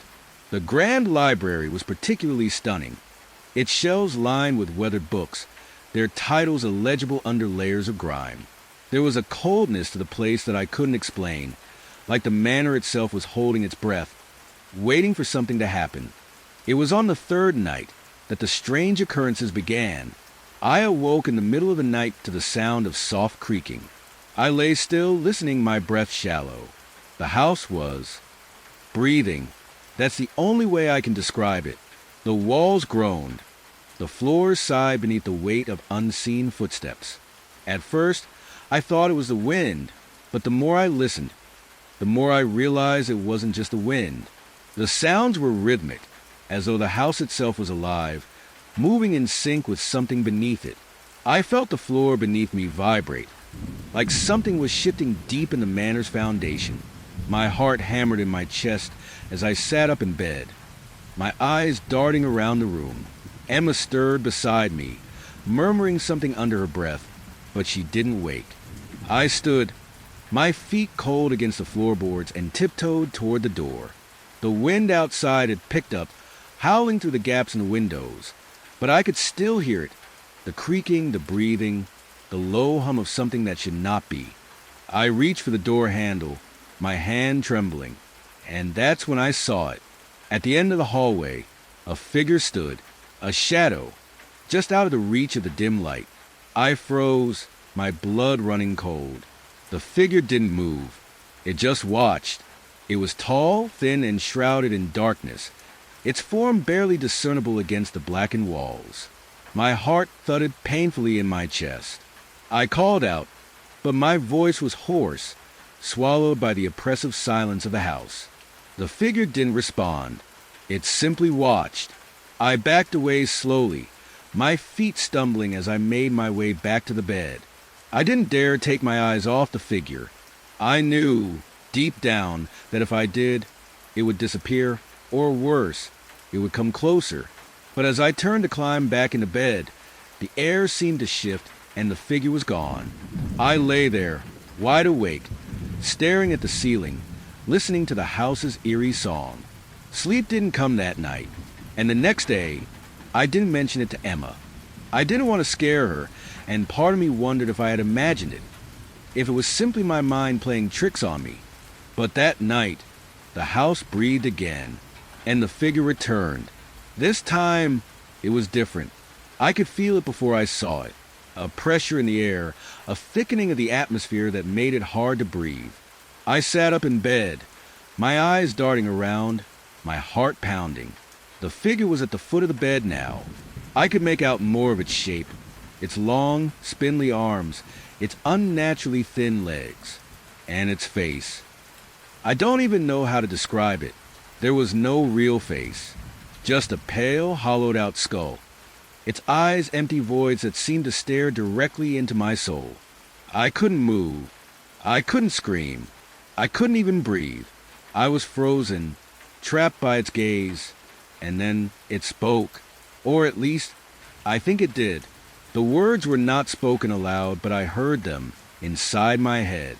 Leave this place. It is not for you. Before I could respond, the figure was gone. Just like that, as if it had never been there at all. I could hardly stand. I stumbled to the door, my legs shaking, and rushed down the dark hallway, my mind racing. I needed to get out. I needed to leave Ashbrook Manor. But when I reached the stairs, something stopped me. The air seemed to close in on me, thick and suffocating. The house wasn't letting me go. It was holding me here. The next day, Emma and I discovered the truth. While researching the history of Ashbrook Manor, we stumbled upon a collection of old letters hidden in one of the manor's forgotten rooms. The letters detailed the previous owners, a wealthy family who had lived there over a century ago. Their lives were shrouded in mystery, and as we pieced together the fragments of their history, we uncovered a chilling truth. The family had been part of a cult, one that performed dark rituals in the heart of the manor, summoning spirits from the beyond. They had built secret chambers beneath the house, where they conducted their ceremonies, offering sacrifices to entities that existed in the shadows. The final letter we found was the most disturbing. It was written by the last of the family, a man named Alistair Ashbrook. The letter was frantic, desperate, as though he was trying to warn us, or maybe it was his final plea. He spoke of the spirits they had summoned, how they had become twisted, hungry for more. He wrote that the manor itself had become a prison, a place where the spirits waited for the next sacrifice. "They are still here," the letter said. "They are always here watching, waiting. The house breathes for them." That was when I understood. The house didn't want us to leave. It wanted us. It wanted Emma and me to become part of its twisted history, to feed the spirits that still lingered, hungry and desperate. The figure I had seen in the hall, the thing that watched us from the shadows, wasn't just a ghost. It was one of them, a wraith, a servant to whatever dark force still controlled Ashbrook Manor. And as I write this now, I can feel it. The house is breathing again. It is alive, and it is waiting for us to give it what it desires. I don't know how much longer we have. I don't know if anyone will ever find us. But I can feel the walls closing in. The figure is here again, standing just beyond the door, its hollow eyes staring into mine. And I know, deep down, that it is only a matter of time before it comes for us. Thank you for watching. If you enjoyed the chills and thrills, don't forget to like, share, and subscribe for more spine-tingling content. Stay tuned for more nightmares.